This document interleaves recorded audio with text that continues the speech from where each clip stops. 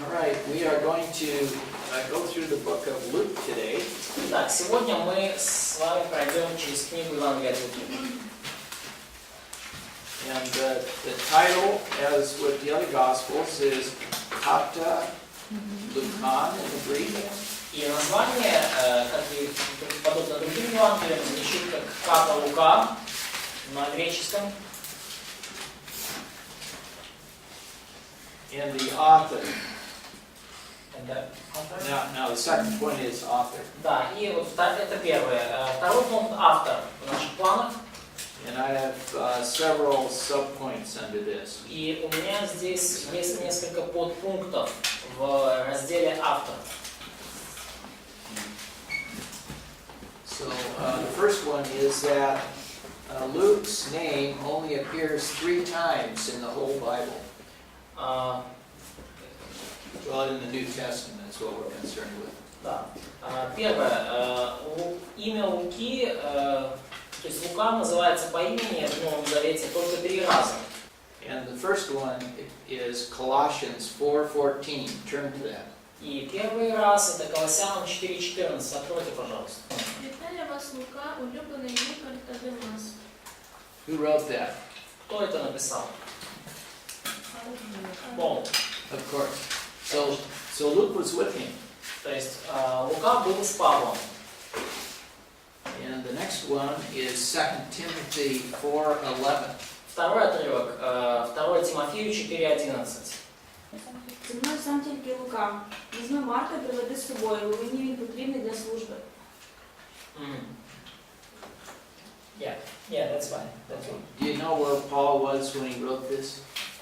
Где был Павел, знаете ли вы, когда он это писал? По-моєму, в Рівні. In Rome. In prison. Yeah. This is second imprisonment, so it was in a dungeon. И это второе его заключение, и здесь он уже в настоящей тюрьме. And the last one is Philemon 24. И последнее упоминание это Филимону 24. Филимону 24 стих.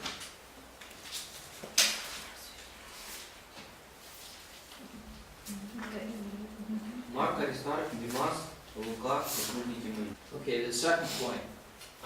Второй пункт. Neither the book of Luke nor the book of Acts names their author.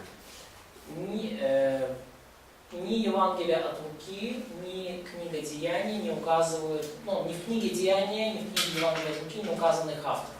Ни в книге Деяний, ни в книге Евангелия от Луки не указаны их авторы. So first turn to Luke. We're going to read Luke 1-4. Давайте прочитаем в начале Евангелия от Луки, 1 глава, с 1 по 4 стих. Как уже многие начали составлять повествование о совершенно известных между нами событиях, как передали нам побывшие с самого начала очевидцами и служителями слова, то рассудилось и мне по тщательному исследованию всего сначала по порядку описать тебе, достопочетный Феофил, чтобы ты узнал твердое основание того учения, в котором был наставлен. Okay. So it doesn't give the author's name, but it gives us some good information about how this book was compiled. И здесь у нас нету информации об авторе, имени автора, но есть много полезной информации о том, каким образом была составлена книга. And what did he use for sources? What did the writer use for sources? И что автор книги использовал в качестве источников? Это вопрос.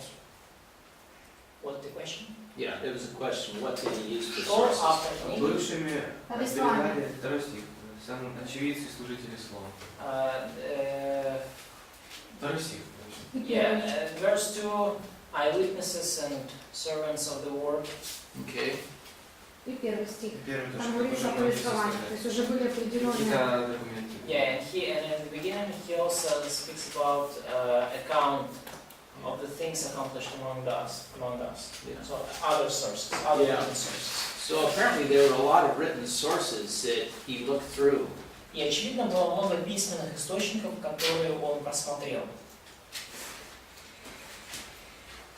So he says that he gathered a lot of books and investigated them carefully. Он говорит о том, что он собрал много книг и тщательно их исследовал. And it also says that he wrote these things out in consecutive order. И также о том, что он записал все эти вещи, все эти события по порядку, то есть в последовательности. Yeah. And he addresses this note to Theophilus. И также, что эта работа написана для Феофила. And if you know even a little bit of Greek, you can figure out what this name means. И если вы хоть немножко знакомы с греческим, то вы поймете, что означает это имя. Явление Бога. Люблю Бога. Those who love God. Those who love God. One who love God. And he addresses it, he uses the term most excellent, which is one word in the Greek. И он обращается к Феофилу с использованием слова «достопочтенный». And it's an address that you would use for a person of prominent rank or somebody that holds an important office. Но и такое обращение использовалось для человека, который занимал высокое положение, ну и был, скажем так, ну, в primary rank. То есть аристократ, да, занимал высокое положение в обществе. And then he gives a reason for writing. И дальше в 4 стихе он указывает цель, с которой цель для написания Евангелия. So you have a written record of the exact truth. Да, то есть чтобы ты узнал твердое основание того учения, которым был наставлен. So it looks like a lot of the information that Luke wrote had been taught to Theophilus orally, but now he's going to have it in writing. И складывается впечатление, что множество информации, ну, которая содержится в Евангелии, уже была сказана и преподана Феофилу устно, но теперь он хотел это все иметь записано на бумаге. Ну, не на бумаге, а записано.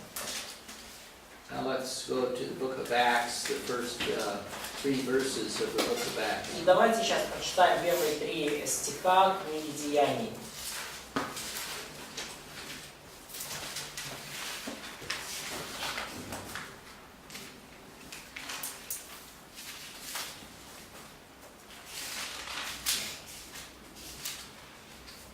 Першу книгу я був написав, о Теофіле, про все те, що Ісус від початку чинив та навчав.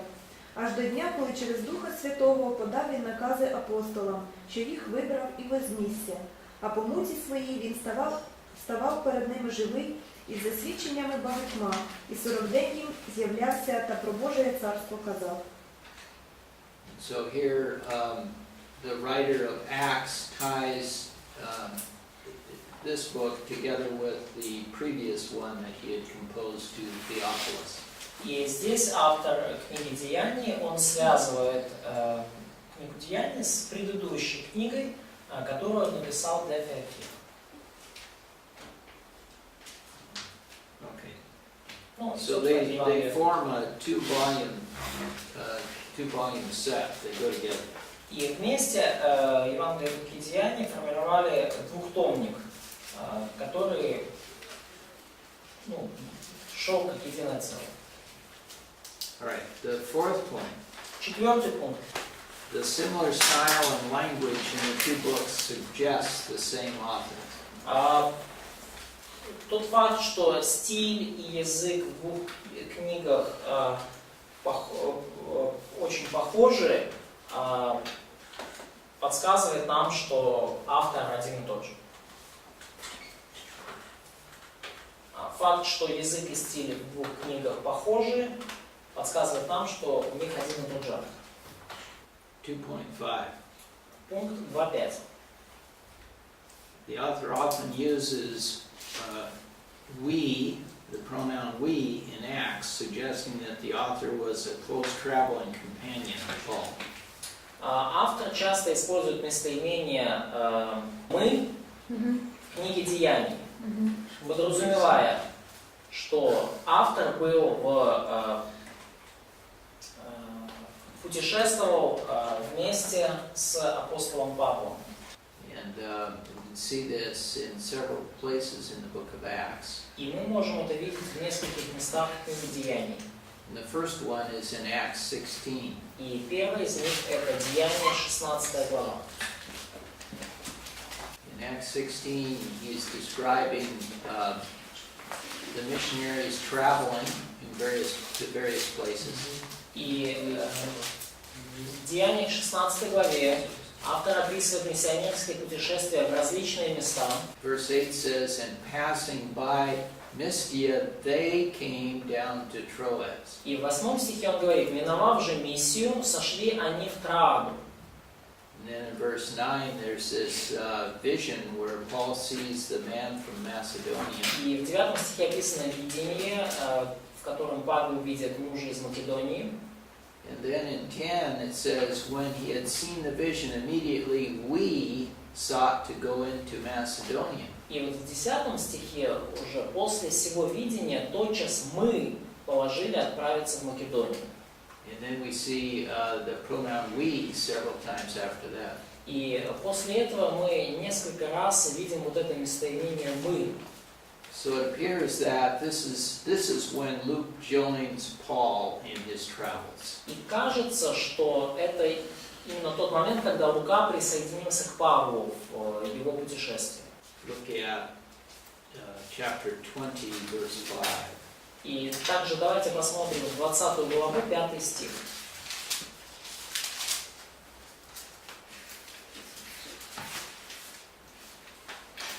20 глава, 5 стих, книги Деяний. It says, and were waiting for us at Troas.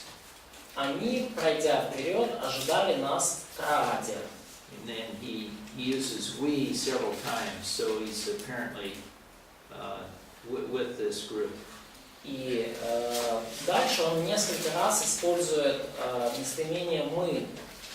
И, очевидно, он был среди вот этой группы. А мы после дня пресничных отплыли и так далее. And then go to chapter 27. И давайте откроем Деяния, 27 главу.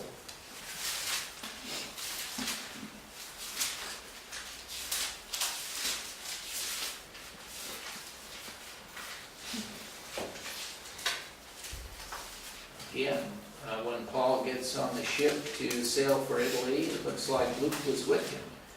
И to sail where? To Italy. Да. Очевидно, что когда Павел сел на корабль и чтобы плыть в Италию, Лука был вместе с ним. And then when you skip over to 28:16. Перелистните на 28 главу, 16 стих. So Luke was still with Paul when they entered Rome. И Лука все еще с Павлом, когда они пришли в Рим. Когда мы же пришли в Рим, то сотник передал им. So it's thought that Luke was there with him while he was in that rented house in Rome. И сказано, что Лука был там с ним, был с Павлом, когда тот жил в арендованном доме в Риме. Actually, that's point 2.6. Next point 2.6. И это уже следующий пункт касательно автора, 2.6. Luke was with Paul in his first Roman imprisonment. Лука был с Павлом во время его первого заключения в Риме.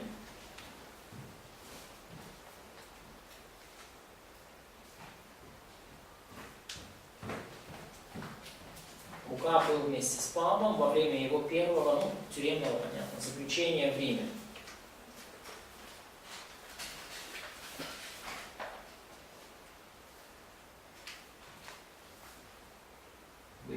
that from the two places where Paul mentions Luke in Colossians and Philemon. He wrote these two books in his first imprisonment. И мы знаем это из двух книг, где упоминается Лука, это книги Колоссянам и Филимону, отрывки мы уже смотрели, и две эти книги Павел написал в заключении тюремного дня.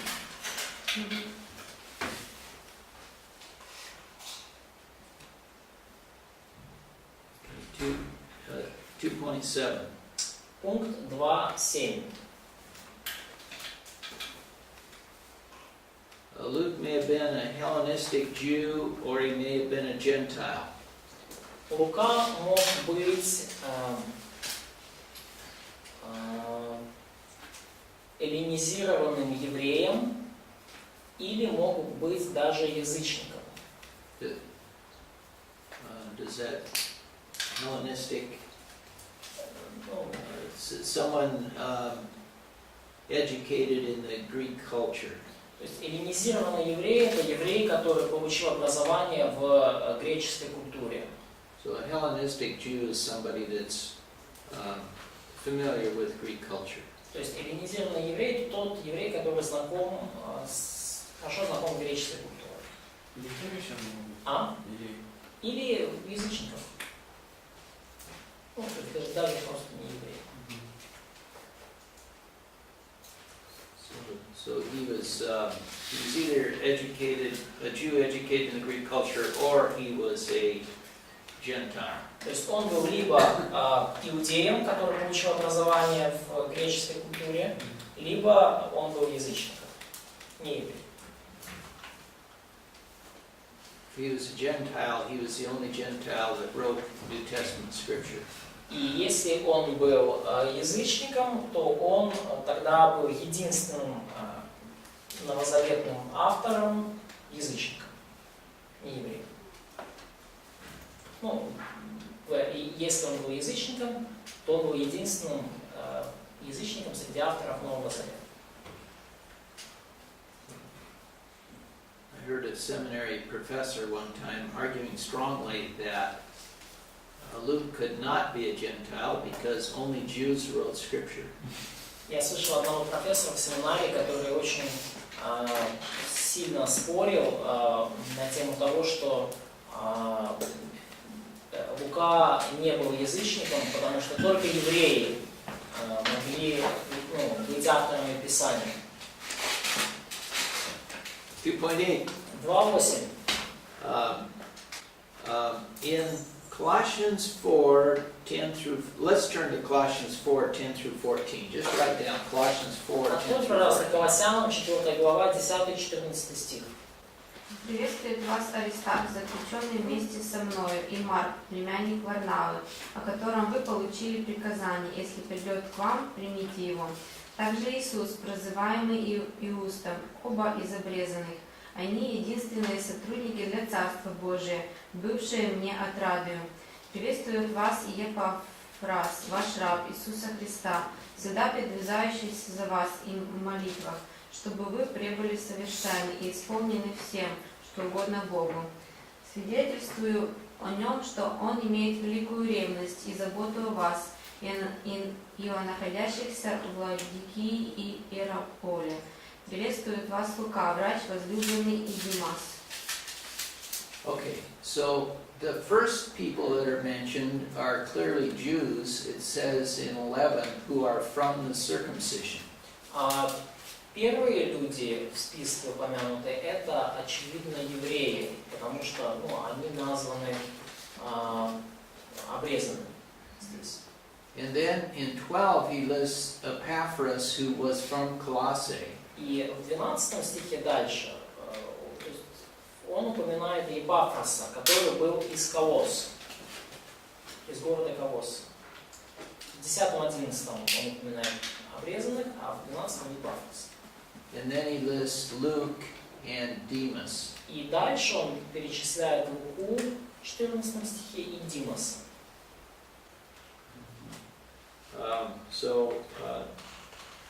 The point of this is that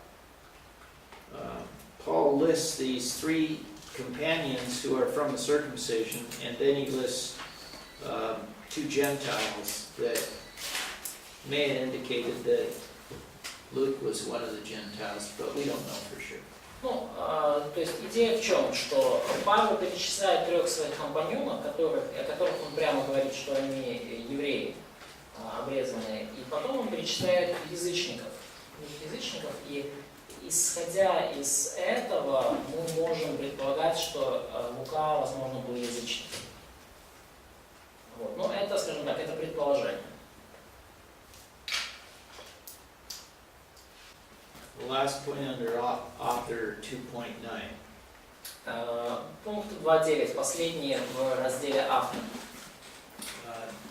Tradition in the early church viewed Luke as the author. Лука в традиции ранней церкви рассматривался именно как автор этого Евангелия. В традиции ранней церкви Лука считался автором этого Евангелия.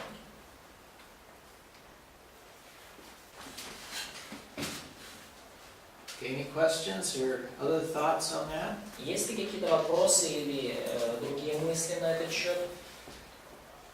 Okay. Point 3, recipients. Пункт 3. Получатели. 3.1. Пункт 3.1. Подпункт 3.1. One recipient was certainly Theophilus.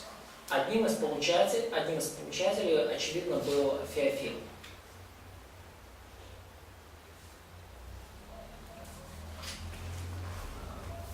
Maybe Luke led him to Christ, Возможно, Лука привел его ко Христу. but he clearly wants him to grow in the faith. Но Лука, так или иначе, явно хотел, чтобы Феофил возрастал в вере.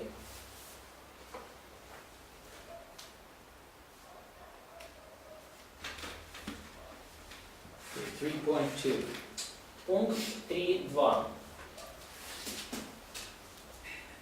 Luke wanted to present Jesus as the Son of Man. Лука хотел представить Христа как Сына Человеческого. So he often calls him the Son of Man. И поэтому он часто называет его как Сын Человеческий. The Son of Man was rejected by the Jews, but offered his kingdom to Gentiles as well as Jews. Сын Человеческий был отвержен язычниками, но предлагает свое царство. Сын Человеческий был отвержен евреями, но предлагает свое царство и язычникам, и евреям.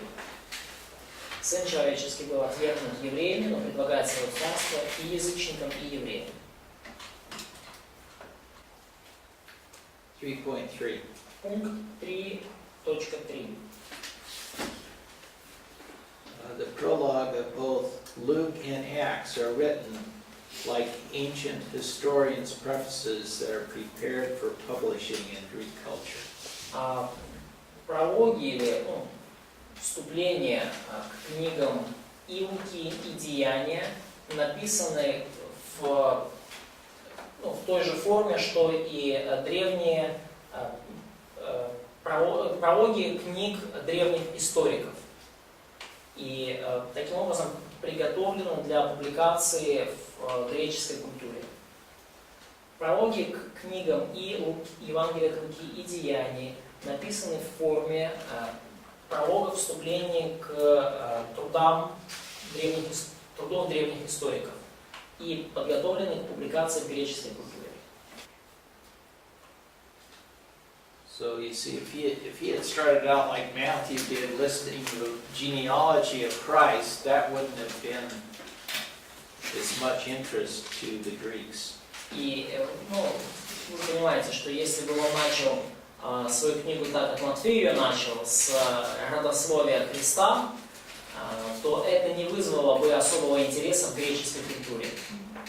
when he starts out, I researched all the written information, and I talked to people, and I talked to eyewitnesses, and I carefully compiled this. That would be of interest to those Greeks. Но когда он начинает таким образом, что я прочитал все, что написано по этому поводу, я выслушал всех свидетелей, я изучил все источники, я собрал их по порядку, то тогда это уже для них представляло интерес. That makes sense? Логично звучит? Okay. All right. The theme. Тема книги, 4-й пункт. Не подпункт, а именно пункт. Jesus Christ, the Son of Man. Can I say it 4-1? Can you what? Can I say 4-1? Oh, yeah. Да. Значит, в разделе «Тема» первый подпункт. Yeah, if I forget to do that, just go ahead. Окей. 4.1. Основная тема Иисус Христос сын, как Сын Человеческий. 4.1. Основная тема Иисус Христос как Сын Человеческий.